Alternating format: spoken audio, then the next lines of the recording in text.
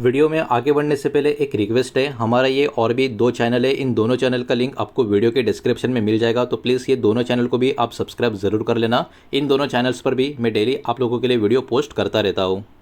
तो चलिए आगे बढ़ते हैं इस वीडियो के टॉपिक के ऊपर। इसके पहले भी कुछ वीडियो मैं पब्लिश कर चुका हूँ, वो वीडियोस अगर अब तक आपने नहीं देखे तो आप चाहिए तो हमारे चैनल के वीडियो सेक्शन में जाकर उन वीडियोस को देख सकते हो।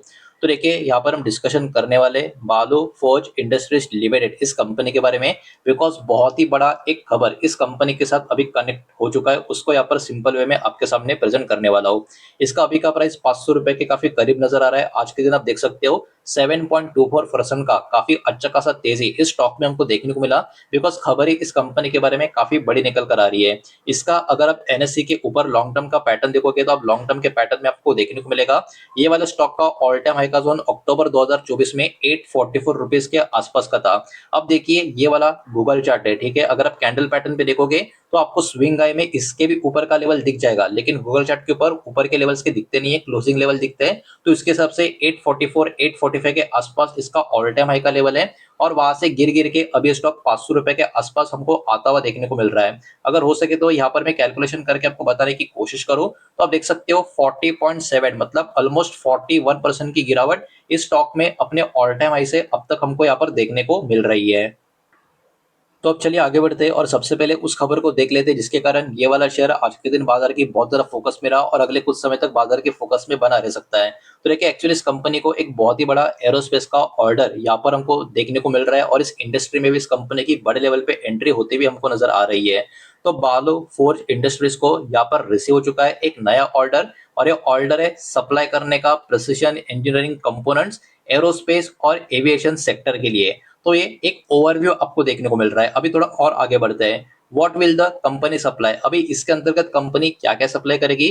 तो एक्चुअली ये specially design high accuracy part आपको सप्लाई करती हुई नजर आएगी जो यूज होते हैं एयरक्राफ्ट और एडवांस एरोस्पेस सिस्टम में। तो इसका कंपनी इस ऑर्डर के तहत सप्लाई करते हुए आपको नजर आएगी।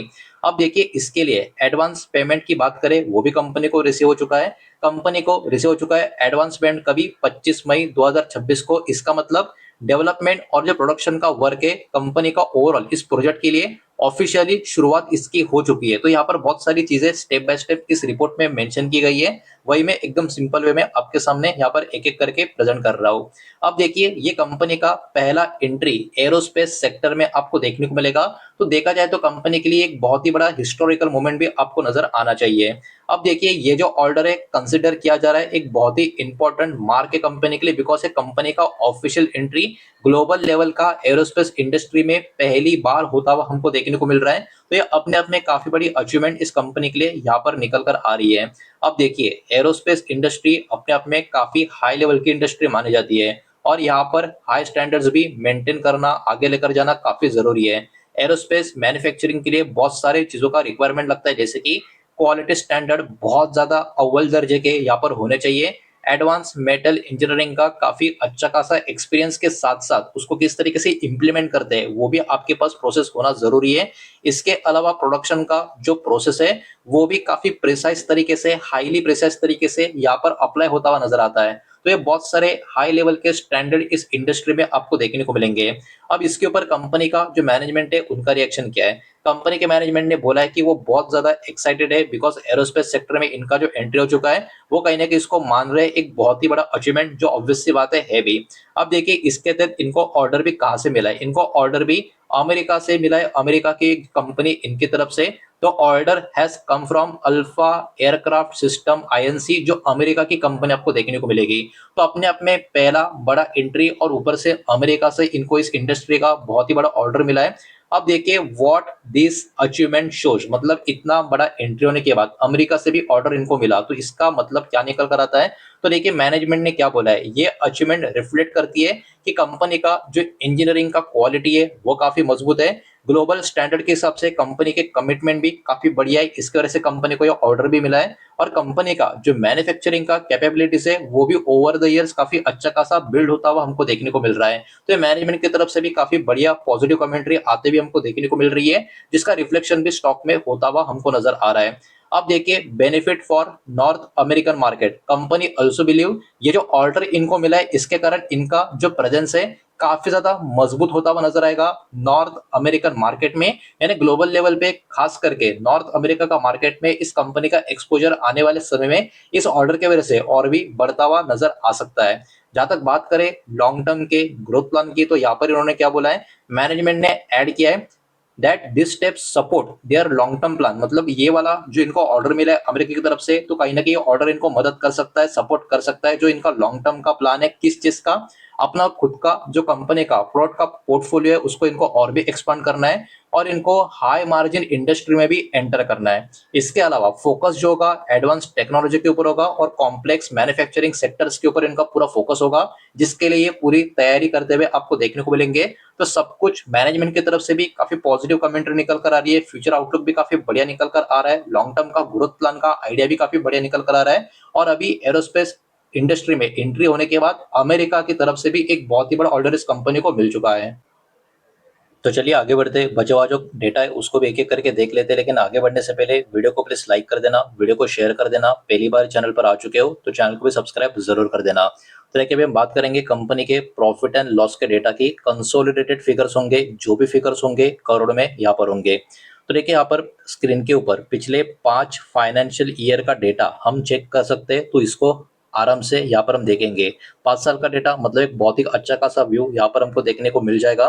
तो जैसे कि आप देख सकते हो स्क्रीन के ऊपर सब कुछ काट छाट के पिछले 5 साल का कंपनी का नेट प्रॉफिट, 5 साल पहले कितना था, 8 करोड़ के आसपास कंपनी का नेट प्रॉफिट था। अगले साल ये नेट प्रॉफिट बढ़कर हो गया 30 करोड़ का, उसके बाद 39 करोड़ का, उसके बाद 93 करोड़ का और अभी जो फाइनेंशियल ईयर मार्च में खत्म हो चुका है तब कंपनी का प्रॉफिट हो गया 204 करोड़ का। तो देखिए काफी इंटरेस्टिंग चीज है और बहुत ही अच्छी साइन ये मानी जाती है, बिकॉज इस कंपनी का फाइनेंशियल ईयर का मतलब हर एक साल का जो नेट प्रॉफिट है लगातार ऊपर की तरफ जाता हुआ हमको देखने को मिल रहा है।